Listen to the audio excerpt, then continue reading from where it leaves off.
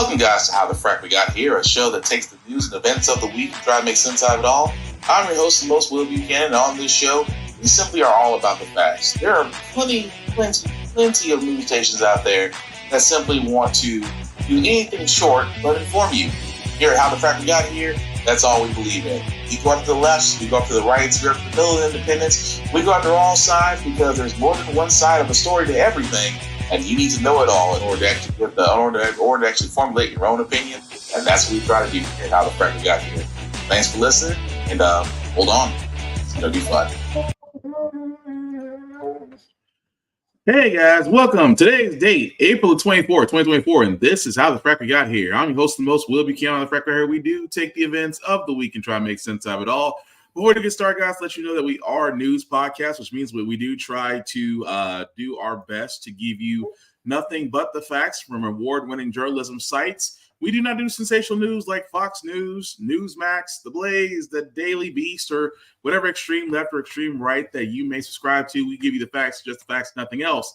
We also do try to watch your language, but sometimes words do fly. At the same time, there may be things that might be shown that might be too intense for younger viewers, so viewer discretion is advised. Aside from that, welcome. So, how do we start this? I think we need to start this on some good news, because for all those that fly, even though I really don't fly, I've kind of got a little small fear of flying, but I know on days when I need to fly, I'll cowboy up and do it.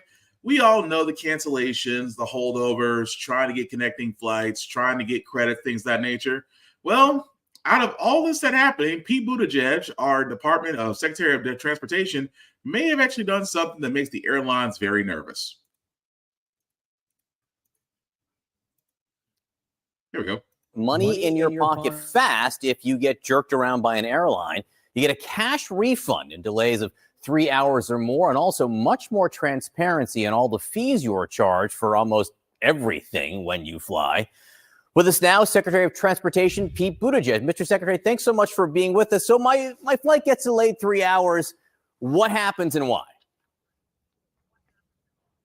Well, bottom line is you get your money back, and you get your money back without having to ask. Look, a lot of times what's happened is there's a scenario where you get delayed a long time, so many hours that maybe you wind up booking a different ticket, same day, more expensive on a different airline, because otherwise there'd be no point in traveling because you're going to miss the meeting or the wedding or whatever you were heading out to do. But then you go back to your original airline and they say, well, look, we didn't cancel the flight, so you're not getting your money back. Now you're out the original airfare and the extra money it costs to get this new ticket. That's just one example of the kind of scenarios that we hear from passengers time and time again. We're putting a stop to it now. From now on, when your flight is canceled for any reason, you are entitled to an automatic cash refund, and it has to be prompt. If you get delayed significantly, that means 3 hours domestically, 6 hours internationally, or if there's another significant change to your itinerary, like maybe you were going to go into one airport, they actually changed the airport on you, or something like that, you're going to get your money back. And importantly, you're going to get it without having to ask. Another situation we see a lot is you get a cancellation or a disruption. The airline says, we're so sorry, here's 2,000 miles. And maybe that sounds good, but that's worth $20 when actually you are owed hundreds. So this is all about making it simpler for passengers, and also with this rule, new provisions about the information that you should get up front so that you know before you buy a ticket what some of the fees are that are connected to that. We're seeing a lot of these hidden fees, junk fees, and it's not a free market if you don't know what you're getting or how much you're paying before you make that commitment to purchase a ticket. Nick, it is a tense. Well, he's 100% right. Again, if you ever flew before, it's a pain. Trying to get credits back, trying to fly, things of that nature. This actually does help quite out a lot because, again, I've heard the horror stories. I myself have never really ran into it, but I've heard the horror stories of trying to get your money back, trying to get your miles back, trying to get anything for the airline to actually do anything short of accountability. So I guess with these rules going into place, it's weird that we're not seeing a lot of pushback from the airlines yet because, again, until we actually have a mass transit rail system, unfortunately, airline travel is the fastest way to get to anywhere.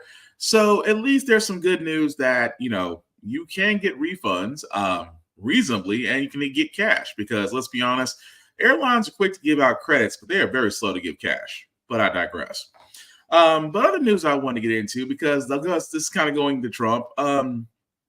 we're not going to really go into the case that he's in right now, just because every news cycle is doing this. And that's the one thing that I cannot stand, that every news cycle focuses on what is Donald Trump doing in this? What is Donald Trump doing in his live court case? Is he smiling? Is he mad? Is he frowning? Does he need a brownie? Does he need a hug? Who cares? It's a court case. Tell us something more. Tell us something. Again, this is going to all the news segments, because almost every news outlet is covering this, and I don't understand why. The man is basically on trial for hush money payments that were done during his election, and that may involve a former porn star. Let's just wait to see what happens afterwards, because it's a federal case. It's one of the very federal case. One of the very, I would say multiple case I was looking for. One of the very multiple federal cases out there that we're just waiting to see whether or not he gets indicted. And if he's indicted, he's found guilty. But dear God, from ABC to Fox to everybody, we don't need wall-to-wall coverage of Donald Trump in court. How about just give us what happened at the end of the day, much like you would do like going to ESPN when you can't catch basketball games. Just tell us what happened. That's all we need. But a thing that you should be concerned about, however, the New York Attorney General Letitia James. Why? Well, basically because she's saying that she's asking the judge to void the bond.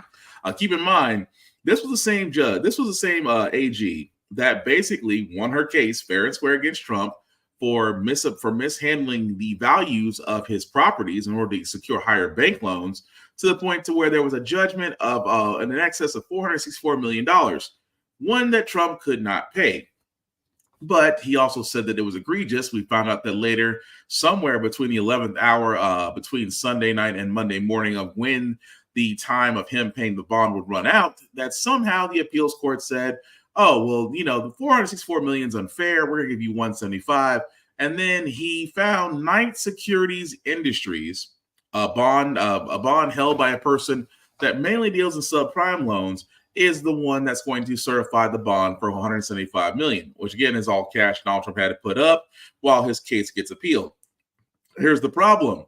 Letitia James, at least Miss James, is saying that in her court filings that basically Knight Securities may not have the necessary funds to withhold this. She does say that quote unquote KIC does not have an exclusive right to control the account and will not obtain such control until it exercises the right to do so on 2 days' notice. Just keep it more that she also says the company has never before written a surety bond in New York or in the prior 2 years in your jurisdiction, and has a total policyholder surplus of just $138 million. This is slightly less than the $175 million bond that Trump needs. So again, this is going to be interesting, because keep in mind what a lot of the financial analysts out there were saying. They were saying that, trying to secure a $464 million bond would be impossible. And of course, because it now knocked to 175, which Trump still claims, keep in mind, this is a guy who claims that he's one of the richest men in the world. Okay, 175 million should be a problem for you. But as we saw what he did with True Social, forming his own media group, putting it for public trading on the New York Stock Exchange, let's just say the man's broke. But here's the thing. If the judge does listen to this, and if the judge does actually revoke the bond by Knight Securities, that means that the original judgment that's put in goes into effect. And unless Trump can cough up $464 million of his fines, let's just say that a lot of his properties will basically be up for sale. We're looking at you, Manhattan. But again, we'll cover that as it goes along. But other things we should be worried about, guys, like I said before, there's other things going on besides wall-to-wall coverage of Donald Trump's trial. More like the Supreme Court, because currently right now the Supreme Court is basically arguing over whether or not ticketing homeless people is a cruel and unusual punishment which violates the Eighth Amendment. Keep in mind, there are several different cities out there that are dealing with homelessness, tent cities, things of that nature, by simply removing the individuals from eyesight. But they're not actually doing more for affordable housing, they're not actually giving more to social programs. They're pretty much trying to remove them from out of sight, out of mind. Now, the Supreme Court, again, this is the thing that bothers me about the Supreme Court, that it's overly conservative. And of course, you see things of this case like Of course, the fact that homelessness becomes a public health hazard and fire hazards, especially with homeless encampments in certain areas, understandable. But again, we're living in a country that has plenty of housing, even though it's out of reach for some people. At the same time, they're not actually addressing the sociological issues. Like, again, if you're not getting paid enough to actually afford rent, or getting paid enough to actually get them to be able to sustain it or be able to get a house. Those things pay a lot in attention. So again, with the Supreme Court looking into this, they could rule that it does or does not violate the Eighth Amendment. Here's the possible problem I have with this. That, again, this is the conservative Supreme Court. The same Supreme Court that overturned Roe versus Wade, the same Supreme Court that gutted partial cause interest for affirmative action, which relatively killed DEI everywhere. This is the same people who could possibly listen to a former failed president's case if he decides to cry hard enough. So forgive me again, whenever it comes to a conservative-leaning Supreme Court, I am definitely not that positive that they may rule in favor of, well, basically humanity. But we will see as that goes along. So now that we've covered those two things, I think we need to go ahead and cover the elephant in the room, shall we? Capitol Hill, the Senate passing a sweeping $95 billion package, including aid for key U.S. allies, and laying the groundwork for a ban on TikTok, putting an end to a months-long political stalemate. Finally, America sends a message to the entire world. We will not turn our back on you. Lawmakers voting 79-18. The package includes $60 billion in aid to Ukraine, $26 billion for Israel, which includes humanitarian relief in Gaza, $8 billion for Taiwan, and a potential TikTok ban. Congress voting to outlaw the popular app, which has 170 million American users, unless its Chinese owner ByteDance finds a buyer within 9 months. TikTok has been encouraging its users to fight the ban, but Congress citing national security concerns with China's potential access to extensive personal data and its possible platform for propaganda. At the end of the day, they've not seen what Congress has seen. They've not been in the classified briefings that Congress has held. FBI Director Chris Wray telling Lester Holt exclusively Tuesday. TikTok, for us, represents a national security concern. And the reason I say that is that TikTok's parent company is beholden to the Chinese government. But as TikTok vows to fight it, the ban will likely be delayed in court. The aid package passing after a major showdown on Capitol Hill, with House Speaker Mike Johnson facing a rebellion, many Republicans objecting to Ukraine aid. Johnson now adding in sanctions on Iran and Russia, and a few Democrats objecting to Israel aid due to the humanitarian crisis in Gaza. But now, most on both sides relieved the bill's long journey is over. We can wish for a world where the responsibilities of leadership don't fall on us, or we can act like we understand that they do. Brian, a lot in this package. Let's focus on that potential ban on TikTok. I mean, it's essentially regulating TikTok and saying you got to sell, the Chinese government can't be connected with the ownership. So how might this actually play out over the next few months? Yeah, Savannah, it's not like the app is going to evaporate from your phone this morning. We expect to see a massive legal battle between TikTok and the federal government, pitting the First Amendment versus national security. And TikTok has cited free speech as part of their argument, and they've had some success in court after multiple federal judges blocked a similar effort from former President Trump back in 2020. That wasn't codified law, though, at the time. So that's why this is a little bit different. Now, despite that steep price tag, there is even the potential that someone could emerge as a buyer. Former Treasury Secretary Steven Mnuchin said last month that he was looking at putting together an investment group, but that all depends on ByteDance or the Chinese government, which hasn't shown positive signs they want to sell. And then just last week, China removed Meta's WhatsApp and Threads from its app store over national security concerns. So what's interesting about this is, guys, is just that, number one, as much as I'd like to say that whenever we report something here on How the Frack We Got Here, we want to report it properly. We want to report it to where there's no misinformation. We want to report it that it's accurate. We want to report it that, of course, you can trust us as a definite news source. That being said, because a lot of people are running with the clickbait ad that Congress has passed the ban on TikTok. Congress has approved a package that includes the fact that the ban, of course, keep in mind, quote unquote ban is being used. Well, basically their package is saying to ByteDance, who owns, again, for all those that don't know, ByteDance owns 20% of TikTok. The other 80% is owned by private investors. The reason why this company is so far is under this microscope is because they are a Chinese company.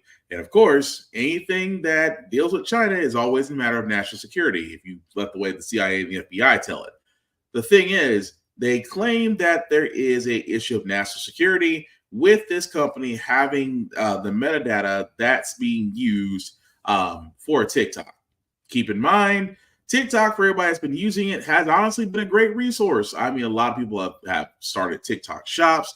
A lot of people have expressed their views. I mean, it's not like X. It's not like X, formerly known as Twitter, where, let's be honest, if we're comparing that to anything, that's the wasteland and fallout right now.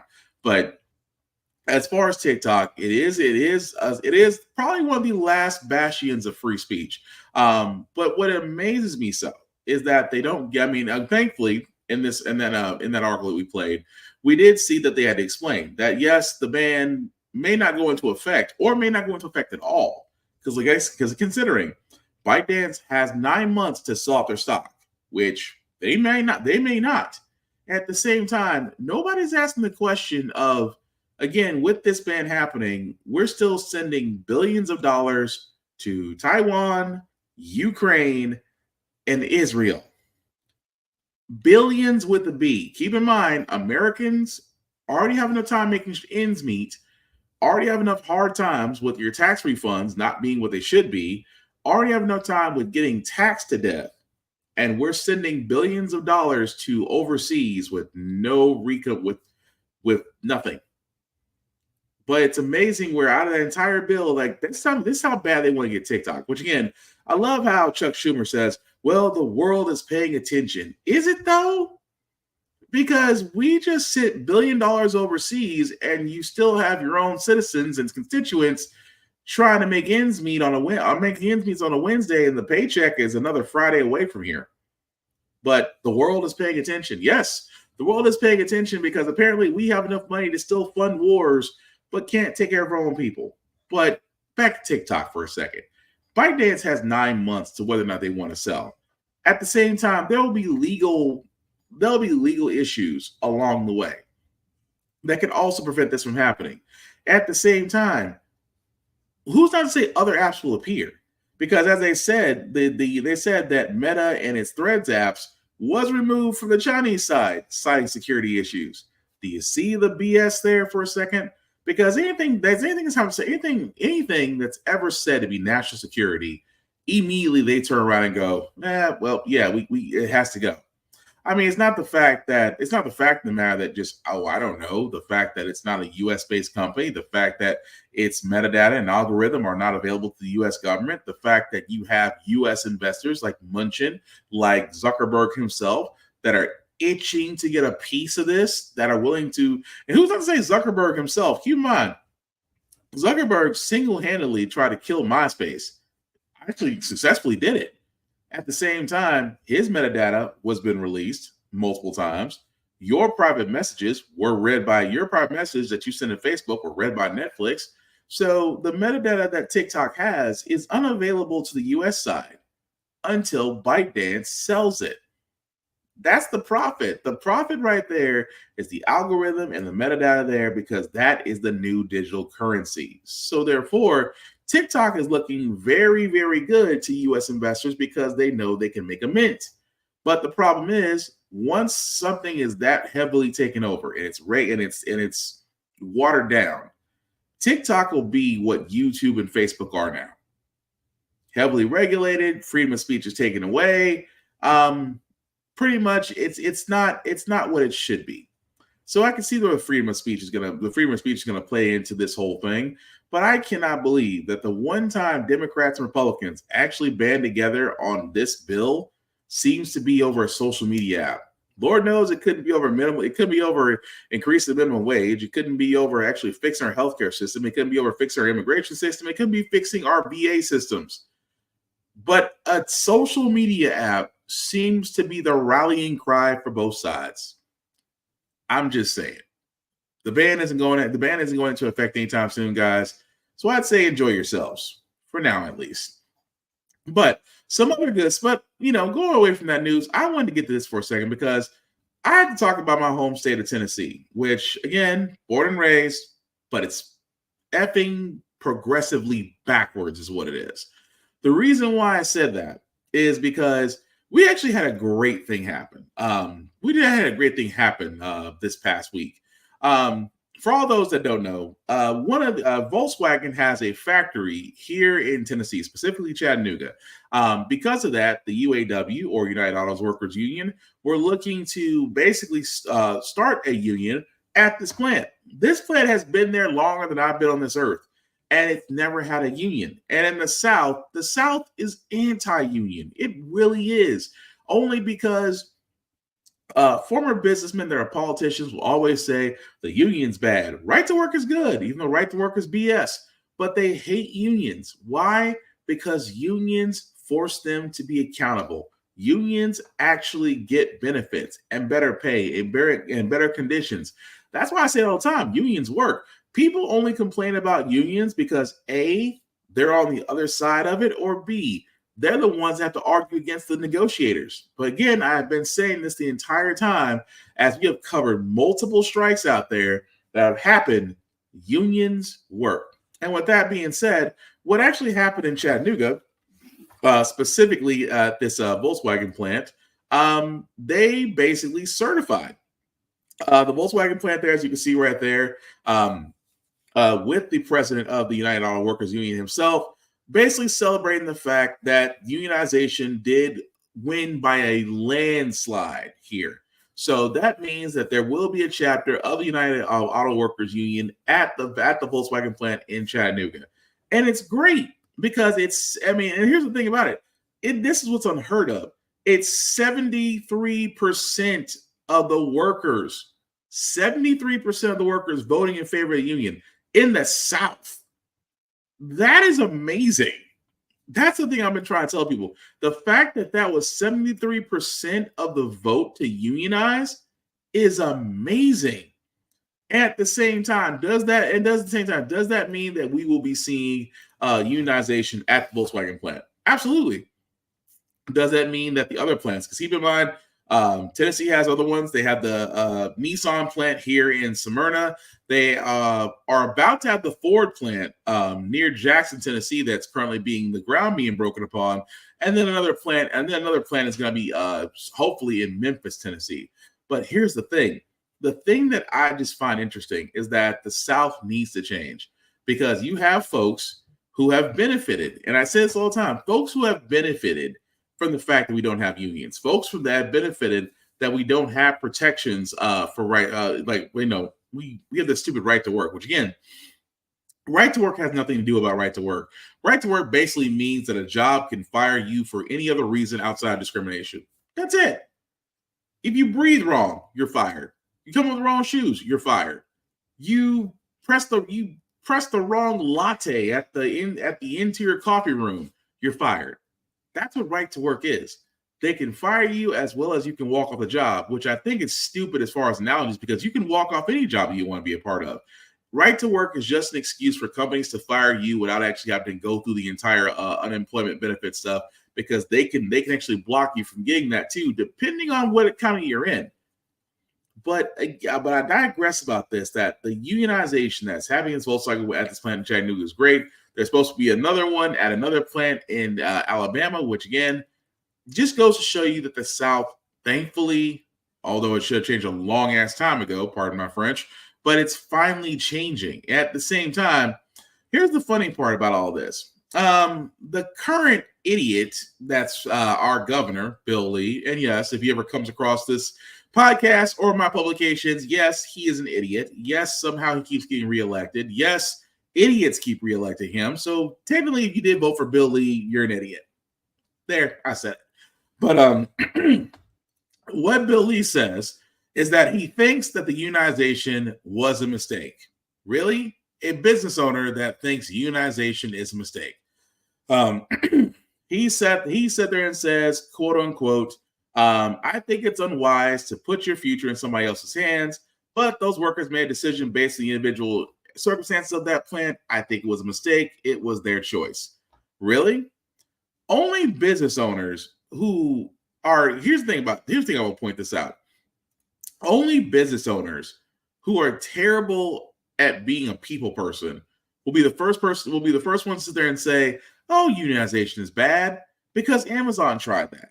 Amazon said for the longest time when unionization got bring up, why do you want to unionize us against us? We pay you the most. We give you benefits from day one. Why do we not? I mean, aren't you being treated well?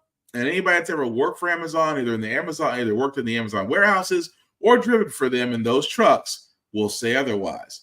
It is amazingly so how they marginalize the fact that unionizations matter. At the same time, if it wasn't for unions, guys, you wouldn't have 4-day work weeks. You wouldn't have PTO. You wouldn't have paid sick leave. You wouldn't have paid sick leave. A lot of these things that you have with a regular job, you would not have if not for unions. And I keep saying this all the time, unions work.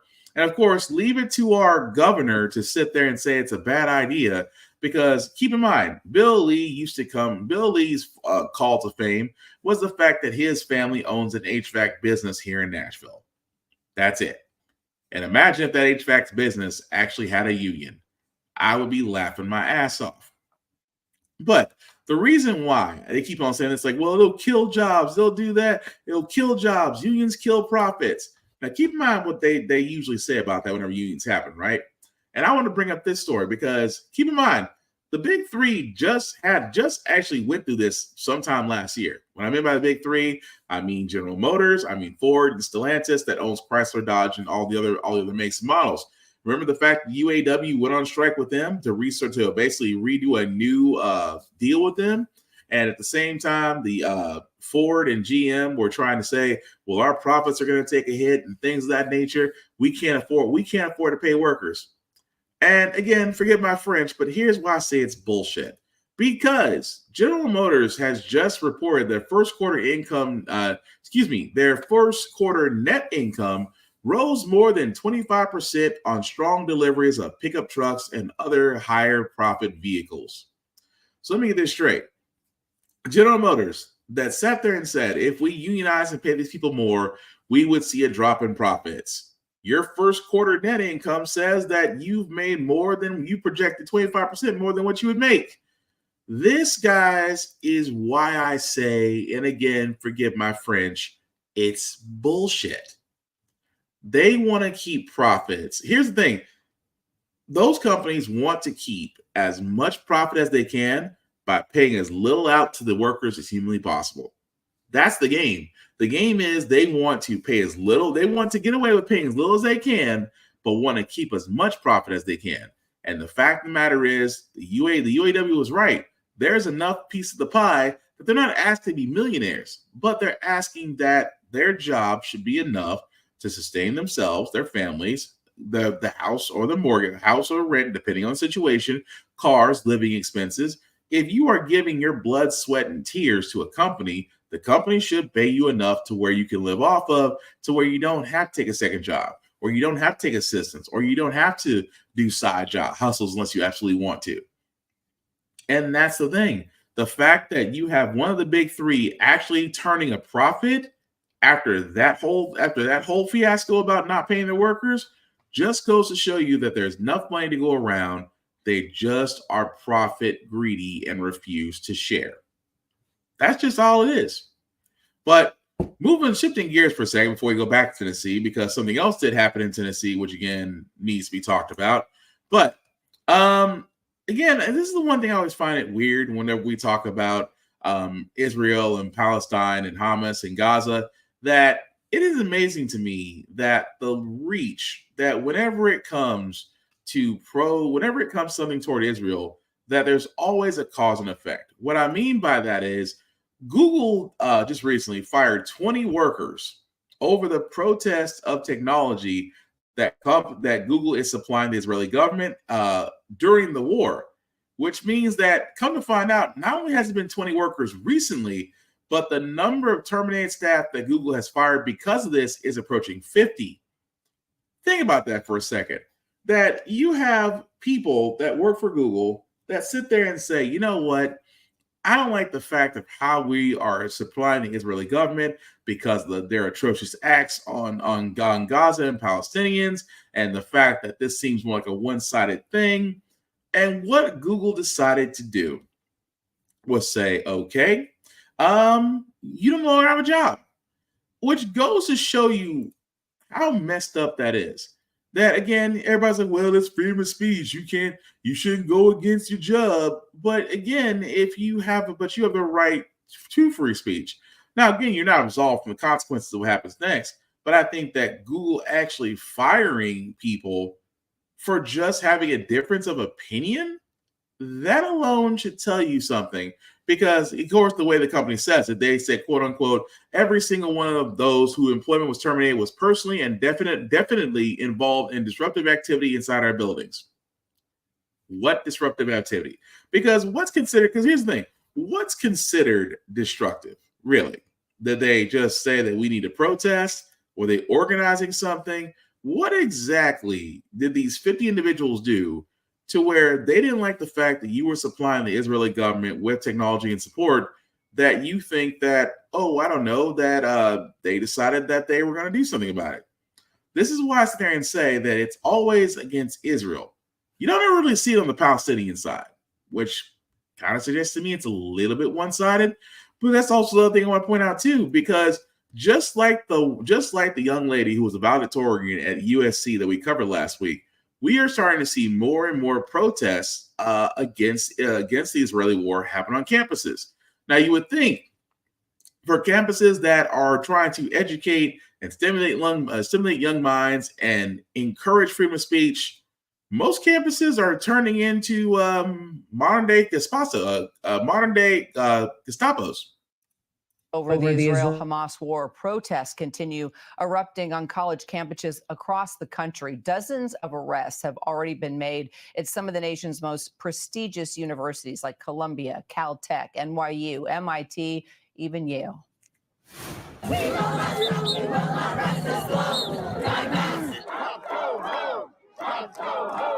all just sitting cross-legged together in a circle.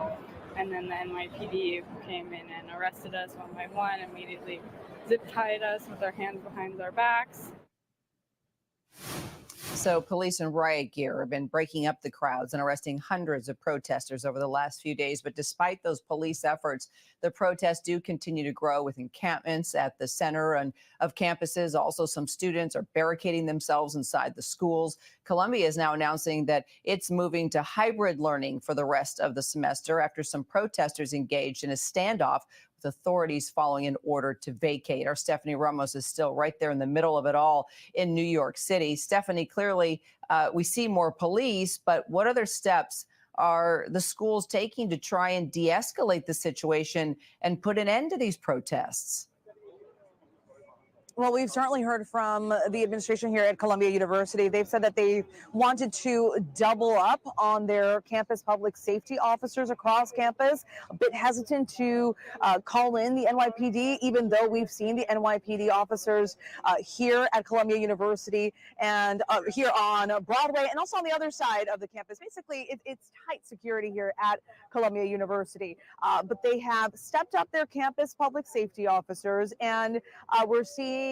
We were here yesterday, Kira, by the way, I just want to mention, and yeah, we saw a lot of NYPD officers on corners, surrounding the campus, and they seemingly had their riot gear on, helmets, batons, but at no point did we see them engage with any of the pro-Palestinian demonstrators or those that were pro-Israel, just right next to those pro-Palestinian demonstrators. However, that's obviously not the case at other campuses across the country. Even here in New York City at NYU, it was a much different story there. We know that security is very tight there at NYU, which is south of us, but that is the current situation right now. We don't see any demonstrators here right now at this very moment, but that's what we saw yesterday, where it was kind of on and off throughout the day.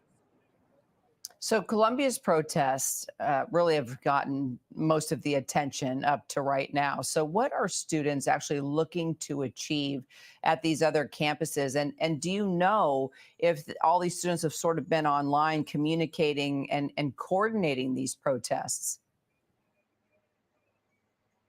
They have, and it seems as though many of the students at these other campuses, from what we've heard from the videos that they've shared online, is that they are setting up camps, they're setting up their tents, and they are marching, they're demonstrating in solidarity with the students here at Columbia University. Many of them chanting and yelling here outside of the gates at Columbia University yesterday that they want the university to divest from companies that are benefiting from Israel. Many of those demonstrators telling us that they're not going to stop. They're going to keep pushing for this as they've done before in years, not them specifically in years prior, but what they've seen historically. So many of those demonstrators spreading the word, not just here in New York City, but obviously across the country.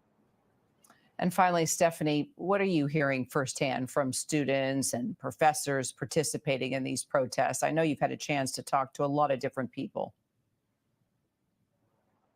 So one Jewish student in particular that we spoke with yesterday said that she understands that there are demonstrators that want to have their voices heard. They have a message. They want the university to fulfill to fulfill this certain goal. But there are also demonstrators, she tells us, that are intimidating the Jewish community here and harassing. And this is why the Columbia University students have an option now whether to attend their classes online or in person. We're also hearing from demonstrators that say they want their message heard. One professor telling me that this is a very delicate situation, of course, but there are many factors that go into this. And we have some sound from him. Take a listen. I don't know. We don't know what the outcome is going to be, but I know that these students are incredibly brave to be demanding that their administration, who they are paying a very large amount of money, divest from Israel. So what I know is that it's only actions like these that are capable of making these kinds of changes. There are some students that we spoke with yesterday that were set up on campus. We are going to have an opportunity to go on there and see if they are still there. But again, there are many demonstrators, whether students, people who are not affiliated with the university, and professors from other colleges that say they will not stop. Back over to you. So it's crazy that when you look at the situation, that this is no really different than when the Vietnam War was going on. You had protests about the war then, and you still have individuals who, again, it just feels like anything that deals with Israel just seems to have immediately cutoffs or immediately shot down. But it's amazing that these are college students that are paying for their education, students that have the right to protest, that right to peacefully protest, and that college campuses would rather shush them away or get law enforcement involved to have them moved. And I wonder why. Because again, I'm asking this question the whole time, that what is it that every time accountability is asked of Israel, that immediately we get the shh, don't say anything. Why do we get that? It's so much, like I keep on saying this whole time, when it comes to history, if you look at the history between these two countries, just seems that something is a little one-sided. And Netanyahu is the biggest welfare queen of them all, who, again, I keep saying this, with as long as the U.S. is involved in the Middle East, this all can be solved by doing one simple act. Pull the funding from Israel. Because Israel, without U.S. support, whether it's army or money, they will fold very quickly. I'm just saying. But we'll follow that story as it goes along, because these protests are not ending anytime soon. But what actually is happening, guys, which again, I stress this very heavily, that public education is under attack. It really is. If there was a war on anything, it's public education. The reason why I say that is because just recently from the Census Bureau, that enrollment is falling nationwide. Keep in mind, falling. And this is public school. the schools that some of us did go to. They sat there and said, from the Census Bureau, that the children of ages 5 through 17 enrolled in public schools almost fell by 4% from 2012 to 2022. And keep in mind, this is comparing that 87% of children were enrolled in public school in 2022 compared to 90.7% in 2012. Now, again, I hate to point this out because sometimes it's always if you want to look at the problem, look at the South.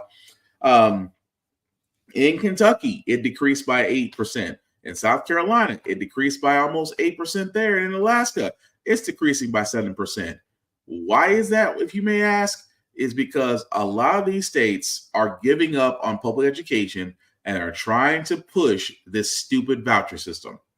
And I cannot stress this enough that, and I'm not saying this is all for private schools and charter schools. Some charter schools do actually follow the public school system. I am talking about the private and charter schools that just, are looking to take that public funding that public schools get, and they want a piece of it. Keep in mind, this is from public schools that get tuition from the students' parents and from other funding, especially from religious backings, like some churches do actually fund their Christian schools. But because of that, especially here in the South, that thankfully they tried to push a voucher system that literally and figuratively would have killed public schools, because they try to say, well, if you take this voucher, you can send your kid to any school that you prefer. There is a reason why schools were zoned. There was a reason why at one point teachers were taken care of. There was a reason why education was vital, because if you had education, less wars, you had smarter people and fewer soldiers. Some would see that as a good thing. But now with public education being attacked, you have teachers who are underpaid because, again, I can point this out all the time when it comes to that, especially in Nashville, where the median, keep in mind, teachers usually get paid between $45,000 and $66,000, but that's on the good side. If you're lucky as a teacher in Nashville, you'll be lucky to make $54,000. That's saying a lot. Now, keep in mind, $54,000 in this day and age, especially in Tennessee, is not enough to get it's not enough to get it's not enough to get a 2-bedroom apartment. You definitely forget rent, forget groceries, forget utilities. That's what most teachers, luckily, if they're luckily make. Some teachers actually make less. As you can see right there, the $54,000 is the median, which means that some may get it.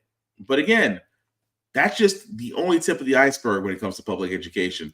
The other tip is how they're treating it. Again, overcrowded classrooms. You have unruly children who do not listen to educators. You have seen the multiple social media videos out there where teachers are basically have their hands tied while kids can do whatever they want, and that's completely unfair. At the same time, how they test these kids. They're not teaching them to read and understand. You're basically getting them to read and understand a test. They're not learning. And we can chalk this up to the fact that COVID just sent everybody to remote learning. We can chalk this up to the fact that this has been an underlying problem that has now just reached the red line area, and now a lot of people are paying attention to it. But again, there's a certain group of people out there, the GOP, who are taking this as an opportunity, because leave it to Republicans to destroy something so badly that the only way that you can save it is to privatize it. And they tried to do that here in Nashville. I talked about the idiot Bill Lee not too long ago, that he wanted to turn around and do a voucher system here that nobody wanted. Keep in mind, nobody wanted this voucher system because these voucher systems do not work. They have destroyed funding. The only people that win out of these things are the charter schools and the private schools that get this. And I keep on saying this, and I will say this for as long as I live. If you are a private school, specifically a religious school, you do not deserve public funding. There's a reason why church and state were separated in the first place. If you're taking federal dollars, you have to be non-denominational. You have to be. Because again, it makes no sense that you're funding a church with state money. But thankfully, it did not pass far. The voucher system happened. But unfortunately, the next part that I'm about to talk about did happen, to where, again, for some odd reason, whenever it comes to gun control, and again, I am a gun owner, but whenever it comes to gun control, especially here in Nashville, we just had a shooting happen at a school just now going on 2 years ago. that, again, we asked for gun safety. We asked for stricter guidelines.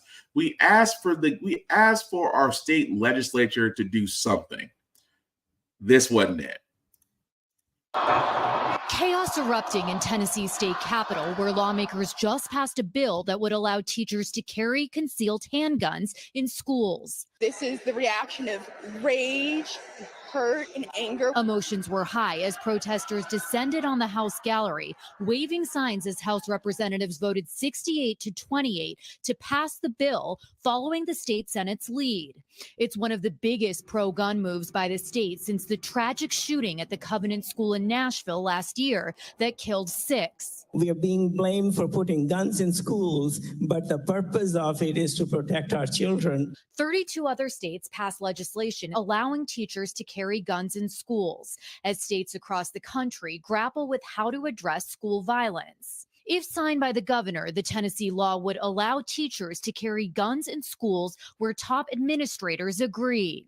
The teachers would be required to have a permit, do training, and get a background check and mental health evaluation. Currently, it's just one of those gun-free zones where people know they can go there and take advantage of folks. The bill now heads to Governor Bill Lee's desk, who is expected to sign it soon. Every person that dies at the hand of a gun in this state, it's on their hands. Tennessee becoming the next state to arm educators in America. Priya Sridhar. So let's think about this for a second, guys. Because what is amazing, what is really amazing about all this, right? That if we think about what they just said, you're asking underpaid, tired out educators that, hey, we're not going to pay you more, but we are going to make sure you're armed. You want a live firearm put in a classroom. Scratch that. You want multiple firearms within an educational facility. This is coming from the same group of people who voted on this that wouldn't allow that in their own chambers. And what are you doing? You sit there and say, oh, well, if you're going to own a gun, you have to have a permit, you have to have training, you have to have a background check. At the same time, you have to go through a mental health evaluation. Time out. Wait, this came from the Republicans? Wait. Have a permit, must go through training, must pass a background check, mental health evaluation. Weren't these like the same things that Democrats sat there and said for universal background checks and other gun control that, again, Republicans were all saying, well, nobody will do that? It is amazing that Republicans sat there and said, you know what, just copy the Democrats' homework, but just don't make it look obvious. But on top of that, it's never a good idea to arm educators because, again, bringing a live firearm into an environment with children will never be good. And the reason why I bring that up, guys, is basically because of this. A Tennessee teacher arrested after bringing guns to preschool and threatening to shoot a colleague. This individual, again, was charged with assault, threats of mass violence at a school, and 2 counts of carrying a weapon on a school property regarding an incident that happened at the Academy in McCrory Lane, where she says, quote unquote, she threatened to retrieve a firearm and make threats against another teacher and the school after an argument. Here's the messed up part. If Bill Lee signs that actual bill that gets passed, that's already passed, what happens there is legal. But again, think about that. This is why I say you can't just arm teachers, and you shouldn't. That's not their job. Teachers' jobs are to educate. Teachers' jobs are to make sure children are safe. But bringing a live firearm into an actual environment with kids is so much more dangerous. And it needs to be admitted so. Just because of the fact that I brought up one story where literally it just happened. That one teacher had disagreement, and what's she going to do? She went back to get her gun and bring it into school. And yet you want to arm multiple teachers the same way. Do you see why I say Tennessee is progressively backwards and why Governor Bill Lee is an idiot? Because he will sign it, and a lot of people will think it's a terrible idea. including the same people, but only the people inside that chambers, along with Sexton, that's a whole other story, will think it's a justified idea. This is why I keep telling you guys, come election time, wherever you are, please pay attention to who you vote in, because you may get a group of idiots like we have here in Tennessee. That's all I'm saying. But we're going to go and move on to our feel-good segment, because usually how the Frack We Got Here, we cover a lot of things that are doom and gloom. Sometimes you hope, sometimes make you lose your faith in humanity. Sorry, words are just hard right now.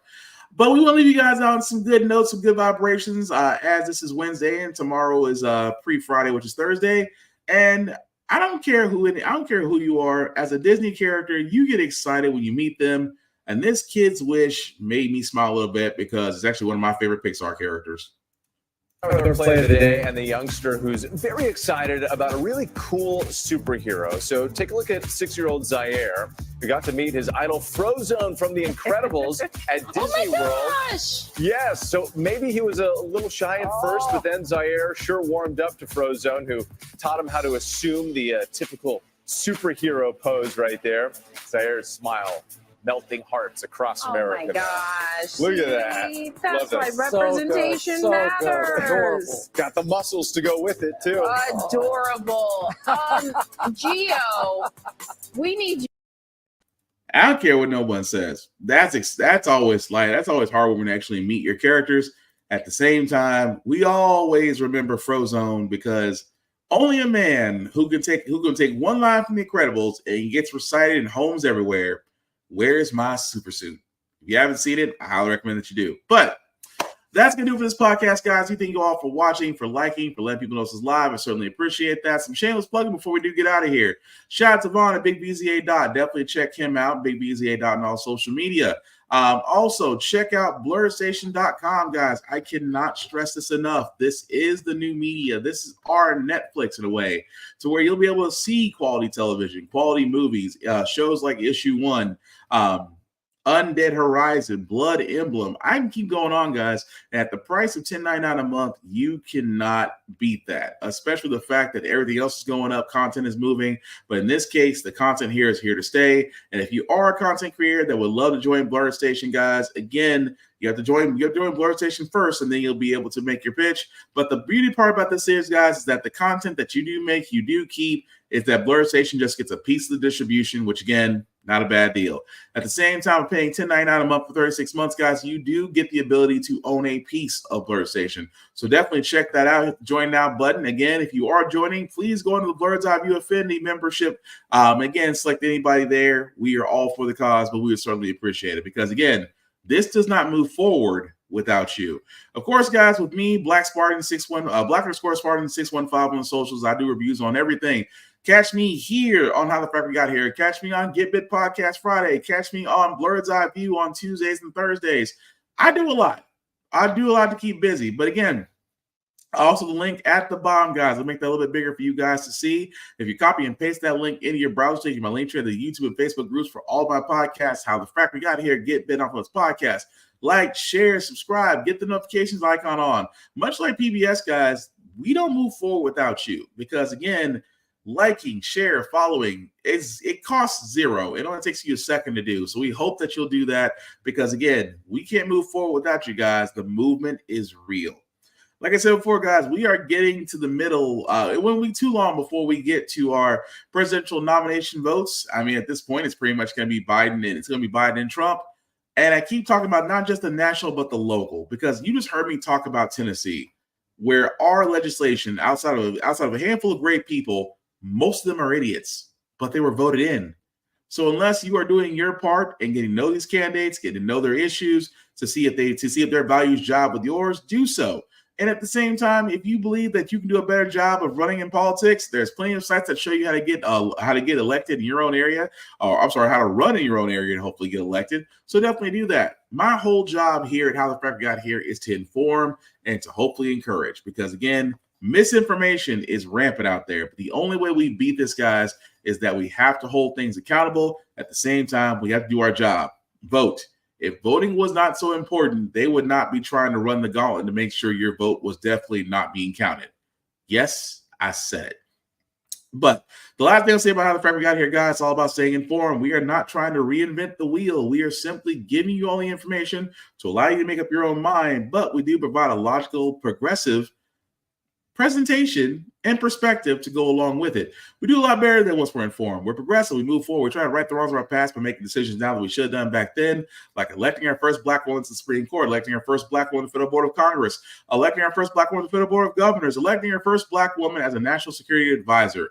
All great things. We don't learn from history. We are doomed to repeat it. That's what we keep asking ourselves. Why does everything go up on our paycheck? Why are we looking at different politicians but still the same old gang in Congress? And most importantly, how the Frack We Got Here. Thank you all for watching, guys. Take care of yourselves and each other. We'll get through this. Peace.